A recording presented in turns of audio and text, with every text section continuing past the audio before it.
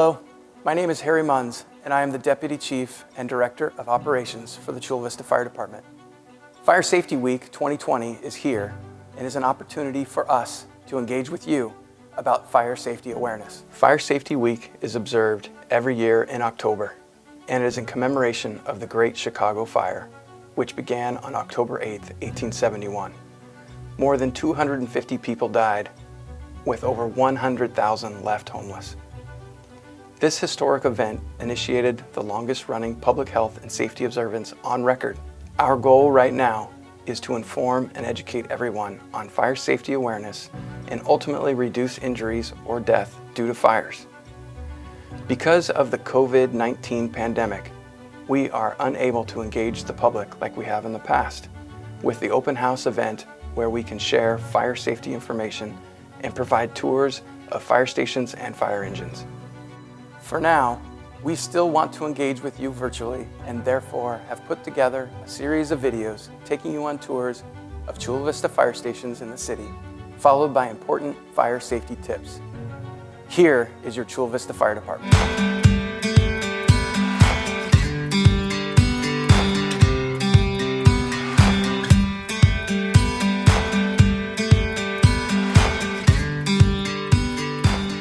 Hello, my name is David Albright. I'm the B Shift Battalion Chief here at Fire Station 7 in Otay Ranch. This is Station 7, 1640 Santa Venetia Road. The neat thing about this fire station is it was opened 2 years after the 9/11 tragedy, and it's a memorial to the firefighters that died on 9/11. Station 7 is the home of Engine 57, Truck 57, Battalion 52, Squad 62, and Squad 63. I'd like to take some time and show you our fire station today. So as we enter the garage doors here, this is our apparatus bay. The crews are currently assigned to calls for service. They're out running calls and assisting the public, so they're not here, but this is where the rigs would be parked when they're in quarters. As you can see, it's a pretty big area, but we have big apparatus and they take up a lot of room.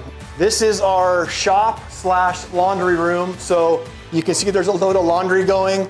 When we train and run calls, we burn through a lot of laundry, so we're able to keep our clothes clean, and that keeps us available and in service longer.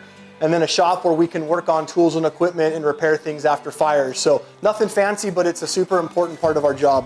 Next thing I'd like you to see is our PPE, our personal protective equipment or turnout storage room.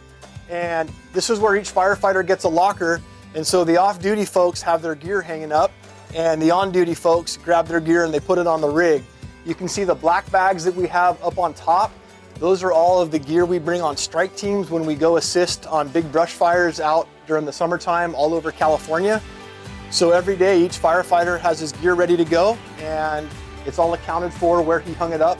Here's another little shop. It's where we keep our mops and cleaning supplies. And one of the key elements in this room is the big extractor or washing machine that's on film now. And we've learned over the years that carcinogens and byproducts from combustion and fires are very bad for us. And so we're very diligent about cleaning all of our gear and getting all the hydrocarbons and cancer-causing agents out of our gear before we wear them again. So this room's very important for our health and safety. This is where we have a little bit of hose storage, and as you can see, just random storage for all kinds of stuff. So we make sure people get time and get their workouts done. So I'd like to show you our gym. We've got an elliptical, a treadmill, a stair climber, and then assorted various free weights that people can put together any kind of workout they like. And we encourage people each day to get a good hour workout in. All right, so that was a quick shot of the west side of the station. Now we're gonna walk across our empty apparatus bay. And what I wanna show everybody is our kitchen, our day room, and kind of what the bedrooms and bathroom looks like, so you get a glimpse of how we actually live here for 24 hours. There's various offices that are assigned to each person. Captains, engineers, paramedics, they all have an office where they can sit down, write fire reports, log training hours, and study for promotional exams and that kind of thing. Turning right into our kitchen. Pretty large kitchen. As you can see, there's 4 different refrigerators. There's one for each crew right here, so A, B, and C shift all eat together and they store their food in the common fridge. And then the additional fridge over here is our condiment fridge, where we keep all of our shared items like ketchup, coffee, milk, and all that kind of stuff. Dinner's a big deal in the fire station, so we are a family, so we try to cook and eat together daily, and that allows us to decompress and share stories and really feel like a family. And again, there's 13 people on duty a day here, so every day someone volunteers to cook, and they prepare a large meal for all the on-duty firefighters.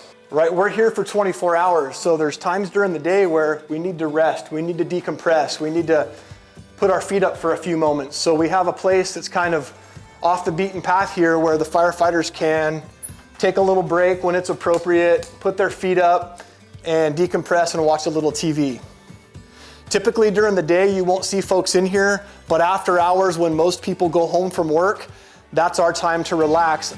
So this is a large training room. It gives the firefighters a place to sit, be on the computer. There's audio visual equipment.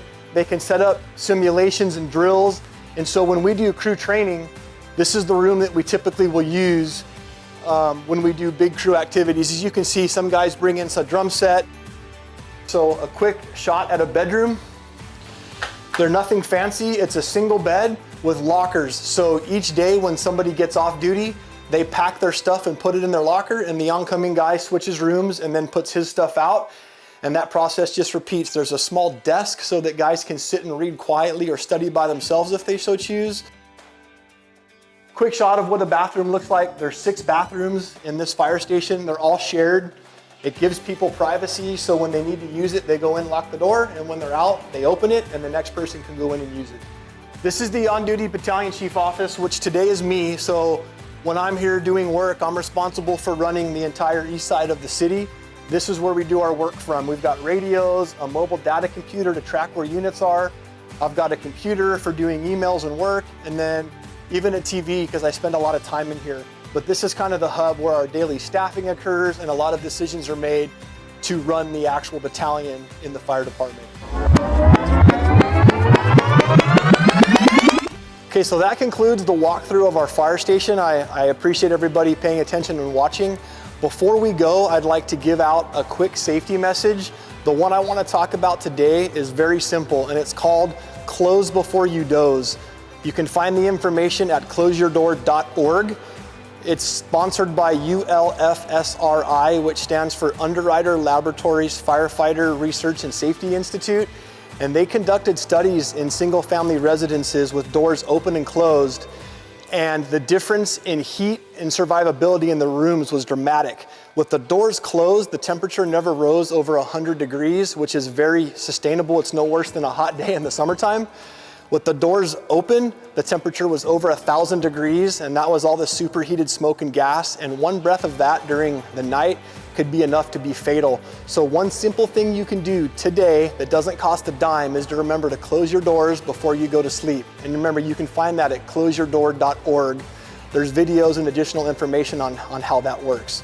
So thank you for visiting our fire station. Again, I'm David Albright, the B Shift Battalion Chief here at Station number 7 in Otay Ranch. I thank you for your time. Please be safe, and we'll see you down the road.